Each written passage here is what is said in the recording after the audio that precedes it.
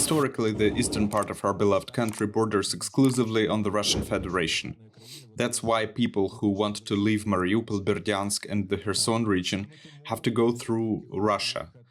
There is no alternative, only Russia. And no matter what the great propagandists saying, the borders remain. The first border you see is the border in former Novoazovsk towards Taganrog. And there you go through the first psychological check, the first phone check if they don't like you.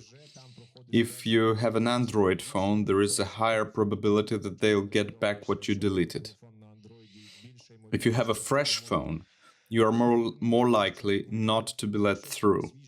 If you are a young guy under 35 or 40, there is a high probability that you'll have a separate conversation. Sometimes a person with little power give someone weak a stick and he'll surely beat you with it. We had numerous cases when people, young families, were bullied. They were told they won't let you pass there, in the Belgorod region, I'll tell you about the route. If you go back to Mariupol now, we won't let you out either. What will you do? They keep holding you like this until 11 p.m. when there is no transport and no point in going. They just play tricks on a person over whom they have power right now, this very second, and it's no longer done by the occupiers. The 22 enemy checkpoints where Dagestanis and Chechens were standing.